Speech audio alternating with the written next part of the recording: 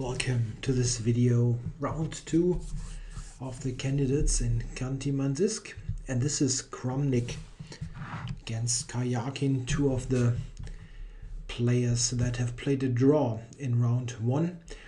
Karjakin with this slightly weird repetition against Widler, and Kramnik as black in a long book line where he is basically unable to avoid a draw, which was okay for him as black in the first round against Karjakin.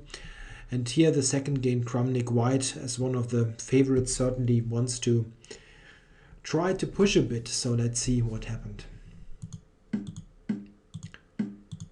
Aha. Queen's Gambit accepted. It's slight surprise by Karjakin, not one of his main openings. He has played it a couple of times in 2000, I think it was 2012 if I'm not mistaken. I had looked it up. I could not recall a game of his, and I needed to check. He has only played it like 3 or 4 times, so it couldn't be the focus of Kramnik's preparation. But Kramnik plays e4, which is nowadays almost the main line. But funny enough, a move that Kramnik has only played once, like in 1989 or something, when he was 14 years old. So this is not part of his repertoire normally. Certainly a surprise for Karjakin. Kramnik mostly championed here knight f3, knight f6, e3. Which is understandable because, I mean, this choice is understandable of knight f3 because he very often, of course, opens knight f3 anyway. And after d5, d4, knight f6, c4, dc4, he needs to know this type of line against the Queen's Gambit accepted anyway. So even in the move order like this, he played knight f3 because, well, he needs to know this position in any case. So he just sort of avoided any additional effort in not studying e4.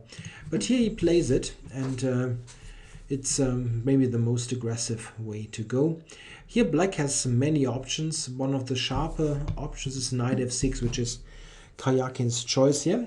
White plays e5. d5, bishop c4, so white gets the pawn back, and here played knight to b6. Yeah, here white obviously has a choice. The bishop is attacked, and he can go to d3 or b3. Kramnik opts for bishop d3. This leads to completely different position types. This is important to recognize, mostly because if white goes here, knight c6, and white covers the pawn, the black bishop can actually be developed outside of this this pawn chain. Let's say something like this is a typical setup in this opening. It has some. It looks a bit like an Alekhine defense or Alekhine's defense, where black will castle long and play f6. Really a somewhat sharp opening, sharp line, interesting. The bishop d3 move is really different because it obviously controls f5, so the bishop will not be developed, and this leads to completely different problems. What is black's way to develop here? He played knight to b4, which is known. Another possibility here is bishop e6. Yeah, I'm not an expert, I must admit that, of this opening, but this is a different possibility in case bishop in case of knight b4 not to black's liking. But this is what Karjakin played. This is the tried and tested main move, attacking the bishop, which does not want to exchange itself. Bishop e4, and now black's point f5. This is a very direct solution to black's opening task. The fun thing is now in this position, I have like 150 games, and Kramnik's next move is only played in one of them. He played a3 now. He simply responded with a counter attack. Yeah, not taking en passant. This is the main line by miles, like 150 of 151 games is with this move. Note that the real point of a3, or the real idea is that, of course, now Black's knight is attacked and he is now given a choice. You can take on e4 obviously, or you can move the knight. If you move the knight, let's say here, which is not stupid at all, I mean Black can't play that, White is able to retreat the bishop to f3 or to d3. I'm not sure which is better. I mean, both is interesting. And now we have a position that's structurally entirely different to the position with the capture. The thing is, without a3, you cannot really move the bishop. The only possible square that is not immediately exchanged by a knight is f3, of course. And here Black has the tactical shot f4. Bishop f4, queen d4. This is the justification, in a way, of f5, or one point of it. Yeah, queen d4, knight c2 is really good for Black. Well, I probably shouldn't take here, but look at this bishop, it's also hanging. So with a3, White introduces a completely, Kramnik introduces a completely new concept to this position. And this is something that really reminds me of the candidates of last year in London, where Kramnik has played many early opening innovations and made the opponents solve problems over the board really quickly, because they were really so unexpected, these novelties, that they had to think early. It's not like he didn't try, which was very often his approach in former years, to sort of perfect long lines and try to analyze them to a conclusion, which is a very mathematical approach. Instead, he tried to set early problems and then just play a game where you have maybe some head start on the clock, or maybe irritated the opponent in a way so that he didn't find the absolute best solution, even if the line is not objectively so brilliant. A very practical approach of a player, more like the approach of a player than a theoretician or a mathematician who tries to solve chess in a sort of mathematical way. So a very good approach. So a3, Karjakin now had to think. It at least he took 16 minutes for the reply. It seems that he didn't really had expected that. Yeah, it's tricky here. Obviously, I mean, my interpretation is he had prepared this opening, maybe not only for the game against Kramnik. Maybe he wants to play it in 2 or 3 games. You never know. But he, of course, had something in store against 3e4. Yeah, but do you really look at all the obscure lines that are theoretically possible? a3 is a move that is given by the computer, and it has like 0.1 or something. It's not like there's a red flag blinking or waving if you look at it with a comp that you absolutely need to check out the move. So he was probably on his own and needed to solve this over the board now. He took e4, probably right. Kramnik, of course, took the knight, and now Karjakin played e6. Yeah, e6, probably right. He's attacking the b4 pawn, trying to win it immediately. Yeah, Kramnik develops the knight very sensibly, and Black took it on b4. Check. The queen check, which is a very important move. Black now, unless he wants to move the king now, what you really don't want to do, you need to play g6 now. He did that, and queen g4. So how to assess this position? White will probably win the e4 pawn back, unless black plays like he did in the game, where he kept the pawn for quite a number of moves. He will probably get it back. Then we have equal material, both sides have 6 pawns left. And a very important feature of this position is that white definitely will have a safe king, while black will not have a safe king. That's the main difference. Black in this pawn structure has a hard time to castle short. It's not easy to do that in a way that white does not get a serious attack. On the other hand, if you want to castle long, this is already open, the a file is open, so that's not so easy to do, castling long. So where do you go with your king? This is a problem. It's not easy to find a naturally safe haven for your king. While for white it is very easy. He will play knight e2, castle short, and everything's nice. Black has no chance whatsoever to attack the king on g1.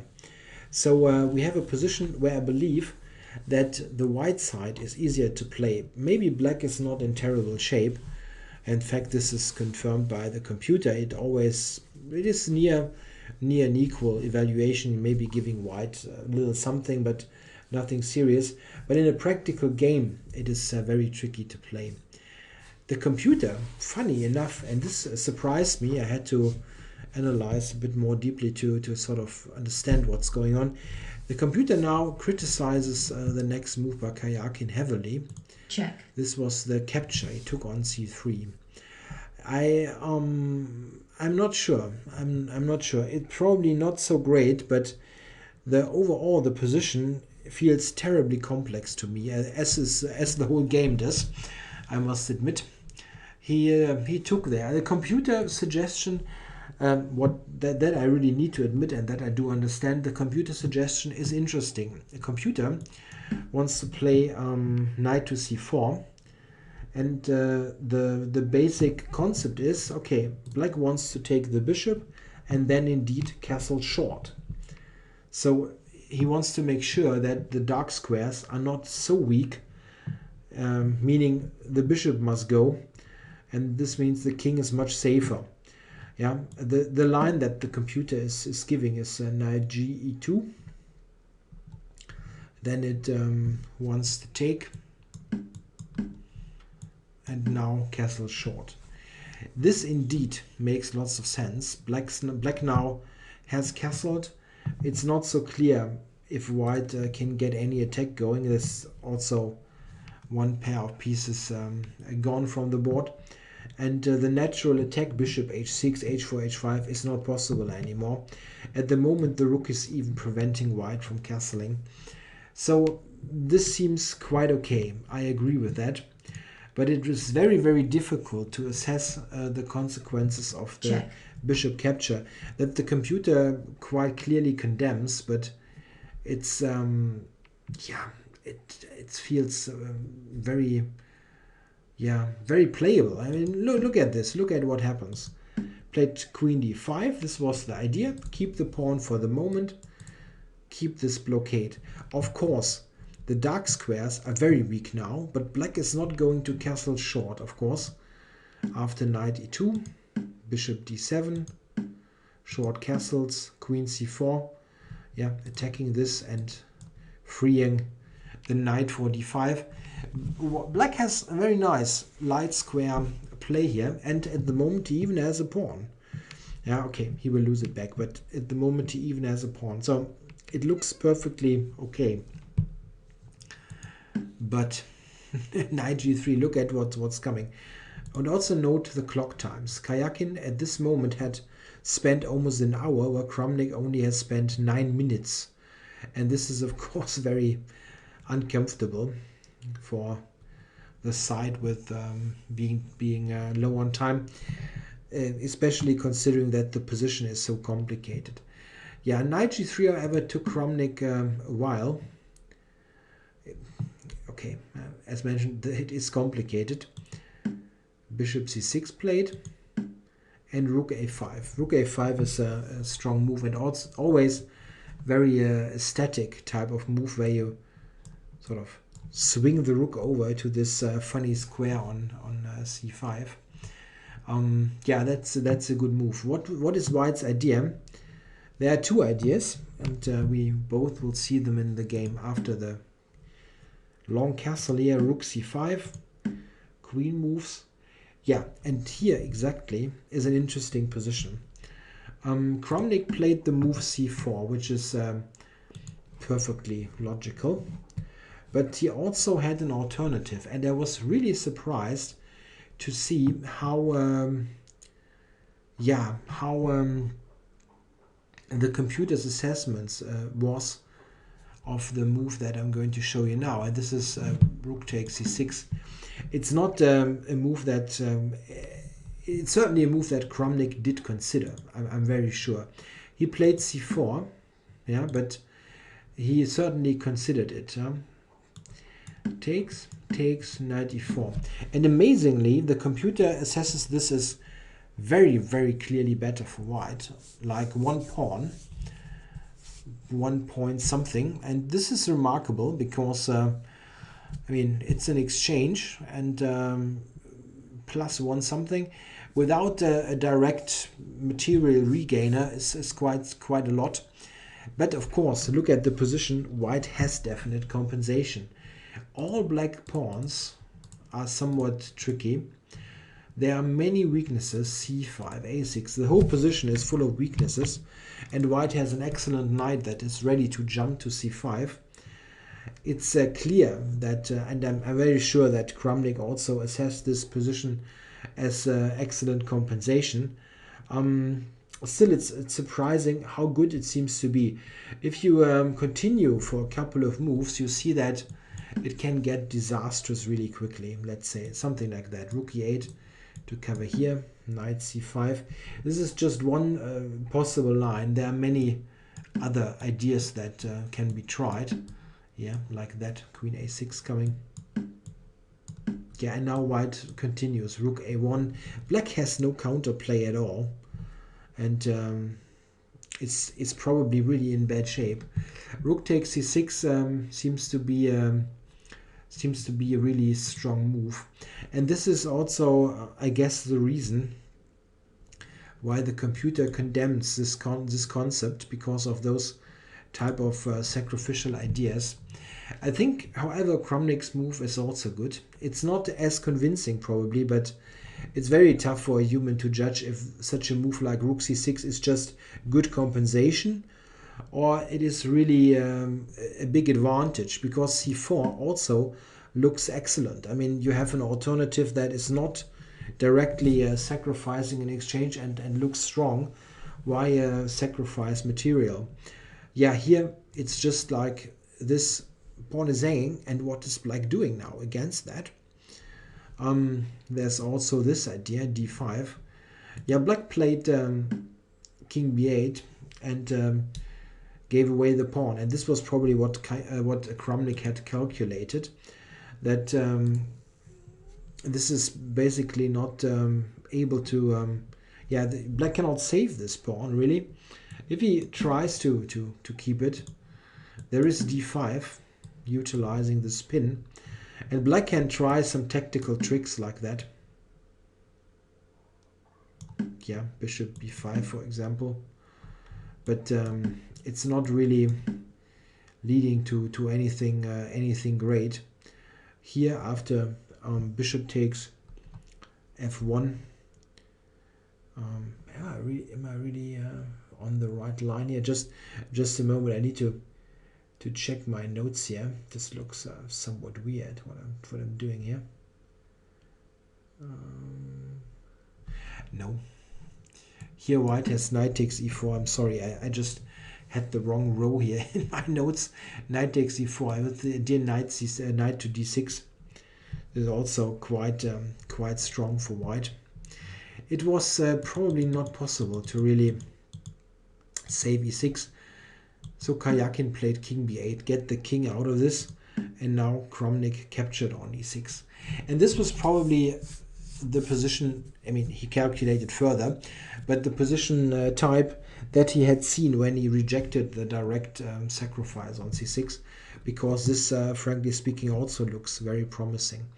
And this might be the case. White is better, but it is terribly difficult to play for both sides. Yeah, he played rook to e8, attacking the queen. The queen retreated to h3. Kramnik spent lots of time here, probably because this was an alternative that was very much worth considering. After rook f8, for example, just one possible move, queen takes, black might take here, and it's a complete mess. I think Kramnik was okay when he went to h3. It was a right or an okay decision, considering the general complexities of the position. I think also that he took so much time because of the exact moves happening next. Black now took on c4, of course, and here, what is white supposed to do? The problem is black is threatening to take now on e3, and it's very difficult to play anything else than the move that Kramnik played.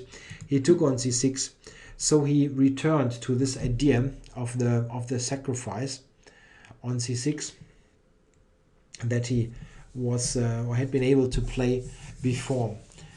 Here, after the capture on c6, just what Karjakin played, he again played knight e4. However, black was not obliged to take on c6. He also had an alternative, and it seems that this was maybe the better move, taking on e3. Just playing this intermediate move with the very important point that knight takes e4 is now answered by queen d5.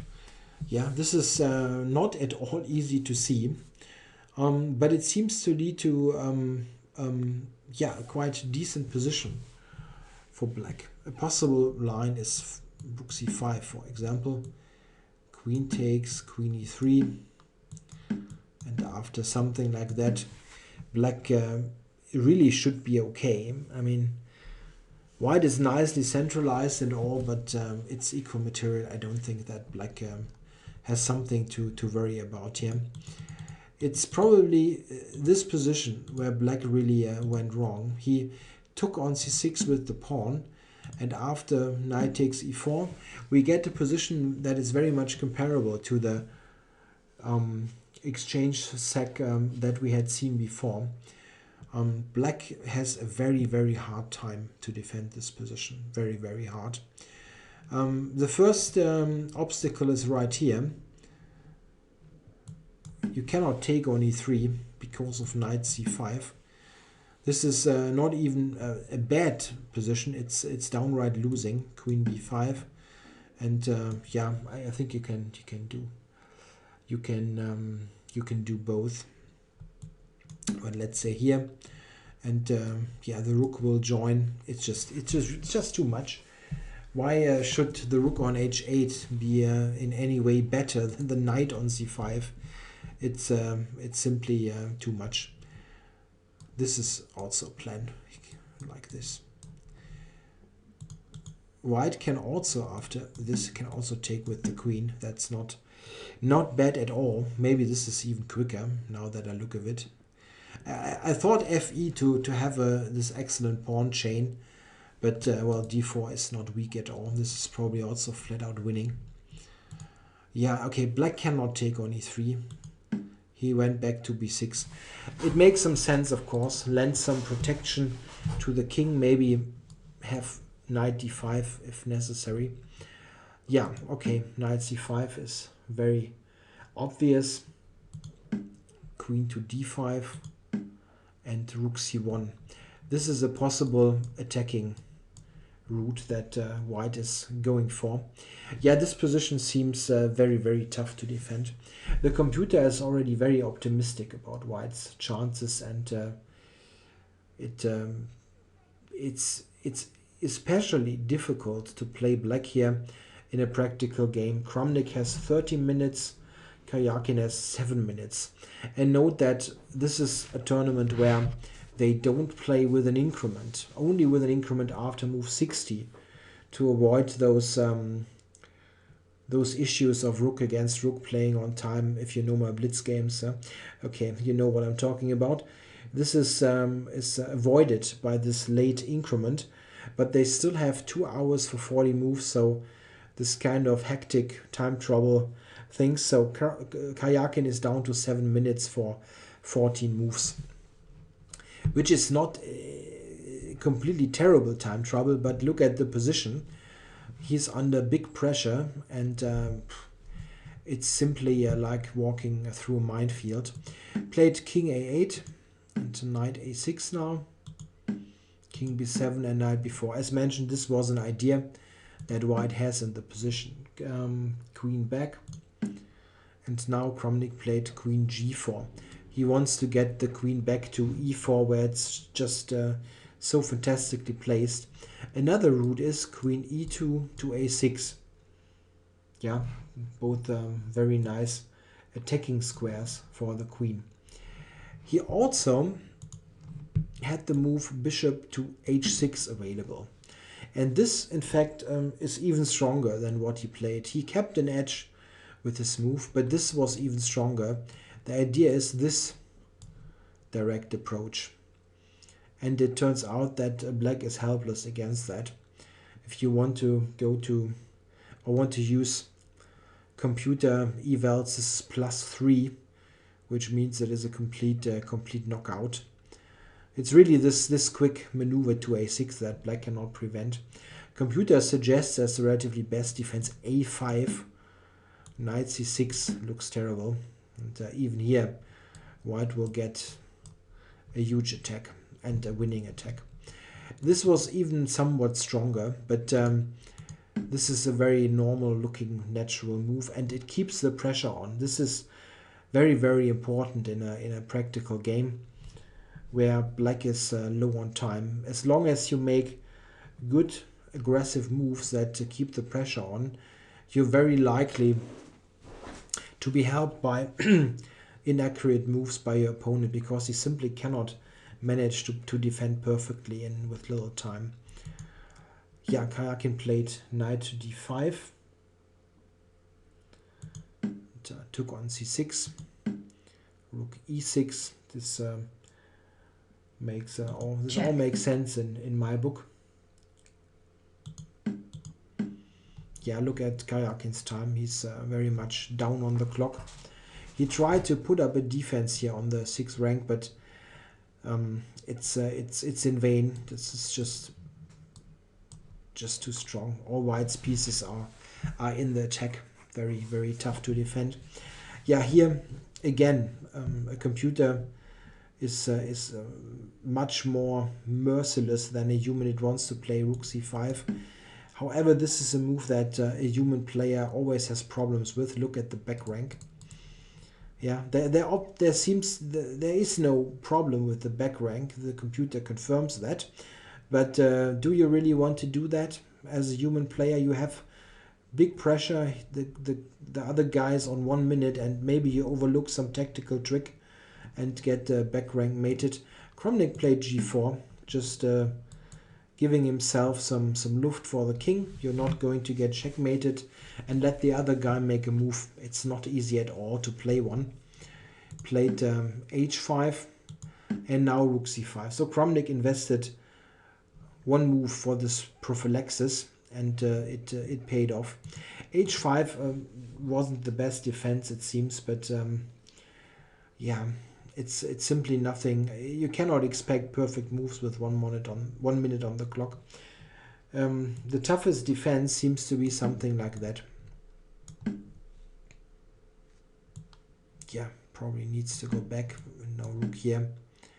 This seems to be the relatively best defense, but black is still under huge pressure. White now can take on a7. Cute move.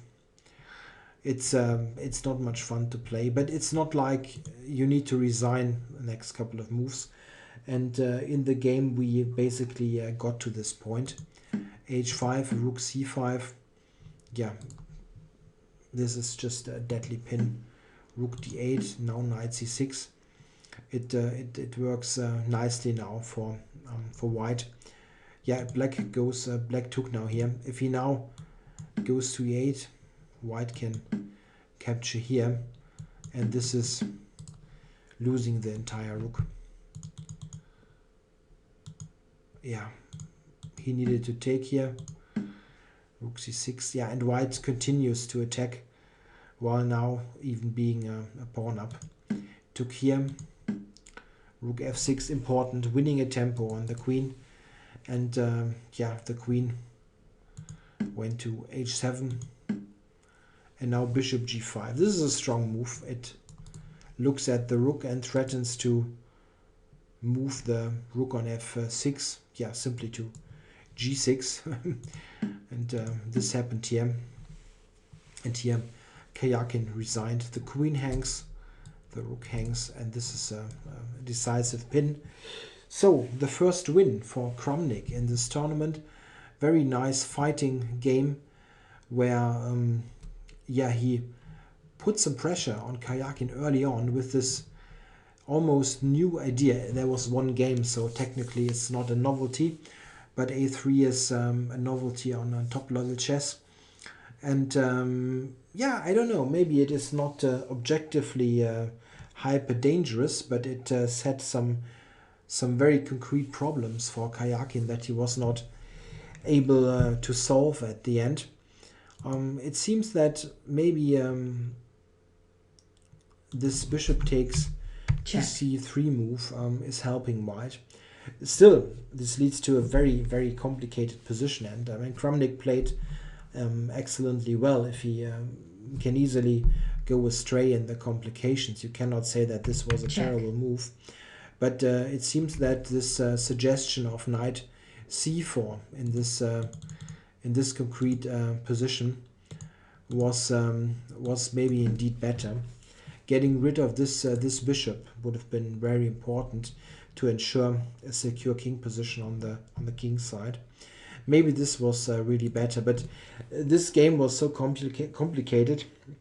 Doing a 30-minute video on it is almost not doing it any justice. You could easily analyze it much deeper if you want, but I realize if you want to know something about all four games, you're almost watching for 2 hours here, so I'm not going to extend this any longer. So a great fighting game. Kramnik is yeah, leading the tournament now together with some other guys. I'm not spoiling so much here.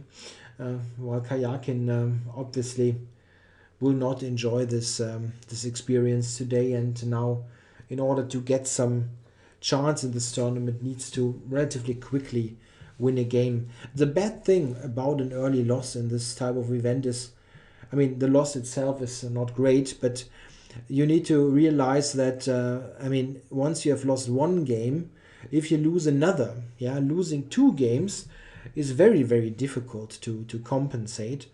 If you look at the opposition, you need, at the end, you need +4 or +3 to win it. And if you lose 2 games, you need to win like 6. And frankly speaking, it's very difficult to imagine that, yeah, Karjakin is now winning 6 games. I simply don't see that.